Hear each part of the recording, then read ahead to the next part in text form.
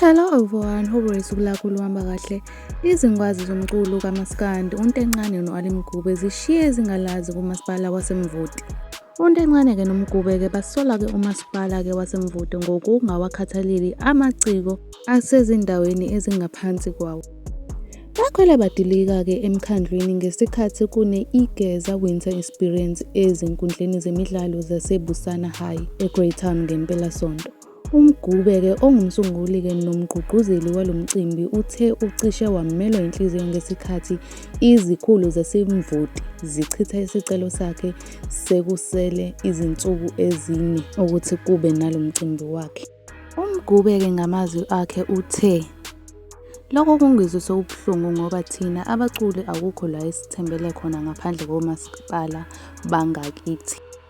Wase eveza-ke nokuthi ayikho right lento yokuthi bafike benze umcimbi khona eGreytown bese omasipala bahluleka ukuthi babaxhase, kanti le mcimbi iyona phela ithuthukisa lona-ke idolobha.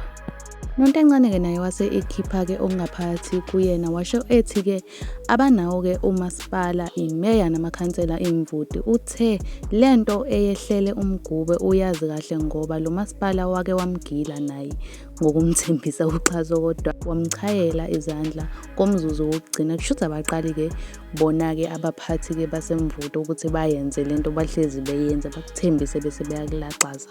Base beveza nanokuthi-ke ekugcineni bazofuna ukuvotelwa, bazovotelwa kanjani besahluleka ukuthi baxhase amaciko angakubo kanje. uMgube-ke ubuye wabonga-ke nakwiMatimatolo. Angithembi ukuthi ngisho kahle Matimatolo.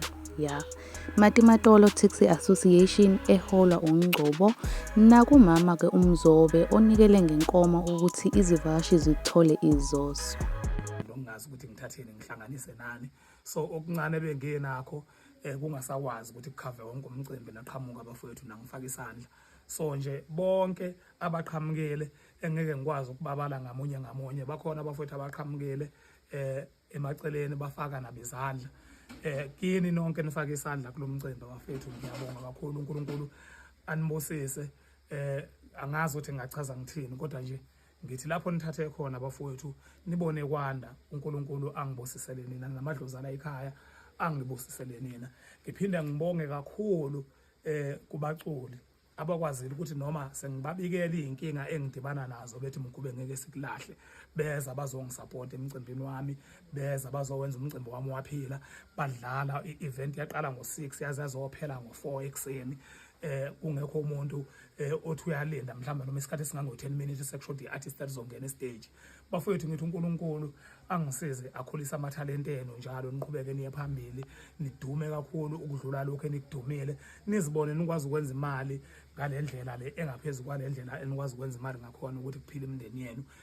Angeke ngikwazi ukunibala nonke kodwa labo nje engizokwazi ukubakhumbula ngizobabala. Abafowethu abanjengoMenzi Mabizela, abafowethu abanjengoSicebi Inkosi yamagcokama, abafowethu abanjengoNtencane, oThokozani Langa, angazi ukuthi ngingathini nje, oLimithi, uMfokanala, bafowethu oBheki Ihonga, baningi bafowethu engambalanga engathi mhlambe mina uMgube akasangibali ngani ngoba nami bengikhona. Ivideo ngasikube inde kakhulu kodwa niyazazi nonke benikhona abafowethu.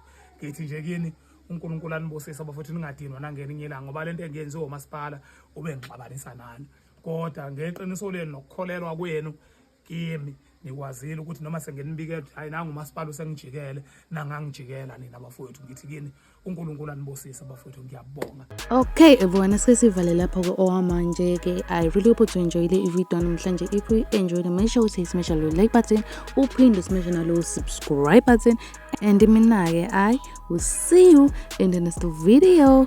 Bye.